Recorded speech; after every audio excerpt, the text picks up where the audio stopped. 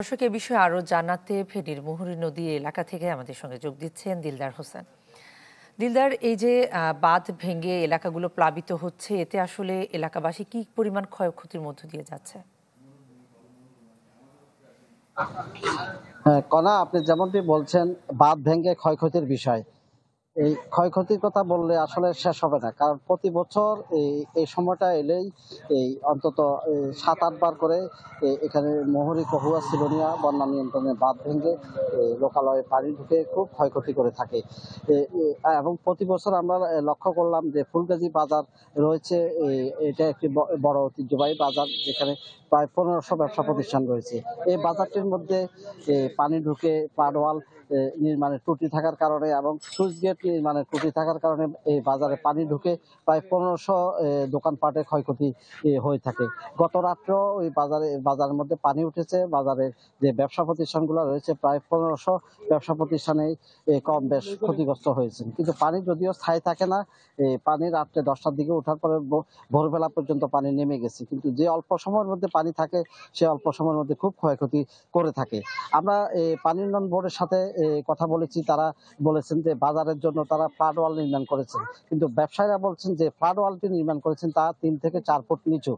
আর পাশাপাশি যে একটা সুইচ গেট নির্মাণ করা হয়েছে বাজারে পানি নিষ্কাশন, এবং একটা ড্রেন নির্মাণ করা হয়েছে মুহুরী নদীতে, ড্রেনের মুখটা দিয়েছে যে পানি বাজার থেকে পানি যাওয়ার জন্য।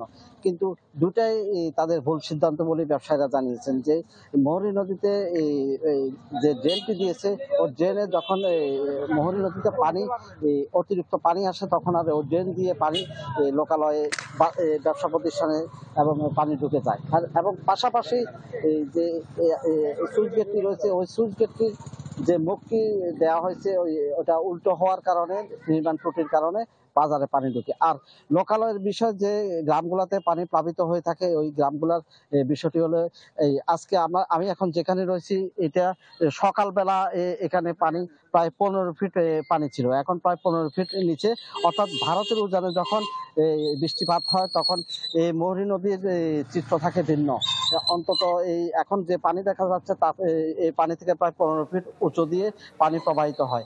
এখানে যে পরশুরামে মুহুরী নদীর রয়েছে প্রায় ১০০ ফিট চওড়া, কিন্তু এখানে ফুলগাজীতে এসে মুহুরী নদী হয়ে গিয়েছে প্রায় ৩০ ফুট হতে ৪০ ফুট, যার ফলে এখানে নদী পানি ধারণ করতে পারে না, উপচিয়ে লোকালয় পানি প্রবেশ করে থাকে এবং ক্ষয়ক্ষতি করে থাকে।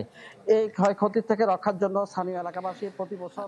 দিলদার, আরেকটা বিষয় একটু জানতে চাই। আপনি শুরুতেই বলছিলেন যে প্রতি বছরই আসলে এই ধরনের প্লাবনের মধ্য দিয়ে যেতে হয়, বাঁধ ভেঙে এলাকা প্লাবিত হয়। তাহলে আসলে উদ্যোগগুলো কি নেওয়া হচ্ছে পানি উন্নয়ন বোর্ডের পক্ষ থেকে?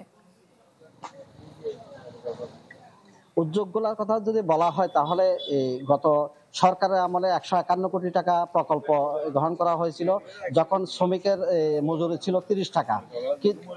এখন আবার পরবর্তীতে আবার প্রকল্প গ্রহণ করা হয়েছে ৩০০ কোটি টাকা, তাও ওই প্রকল্প ভেস্তে গেছে। এখন প্রকল্প গ্রহণ করা হচ্ছে ৭,৪০০ কোটি টাকা, কিন্তু ৭,৪০০ কোটি টাকার প্রকল্প এই মুহূর্তে স্থানীয় এলাকাবাসী বলছে সময় লাগবে। কিন্তু এই বর্ষা মৌসুমটা যদি ছোট আকারে প্রকল্প গ্রহণ করে যদি তাদেরকে সমস্যার সমাধান করা না হয়, তাহলে এই ধরনের প্লাবিত হয়ে খুব ক্ষতিগ্রস্ত হবে বলে মনে করছেন এখানে এলাকাবাসী। আর কিছুক্ষণ আগে পানি উন্নয়ন বোর্ডের কুমিল্লার যিনি চিফ ইঞ্জিনিয়ার রয়েছেন উনি পরিদর্শন করে গিয়েছেন, উনি আশ্বস্ত করেছেন কিছু একটা করা যায় কিনা উনি ঊর্ধ্বতন কর্মকর্তাদের সাথে কথা বলে ব্যবস্থা গ্রহণ করবেন। এই ছিল আমার সর্বশেষ। দিলদার, আপনাকে ধন্যবাদ। দর্শক, দিলদার হোসেন আমাদের সঙ্গে যুক্ত হয়েছেন ফেনী থেকে। ঢালাইয়ের সেরা প্রিমিয়ার সিমেন্ট।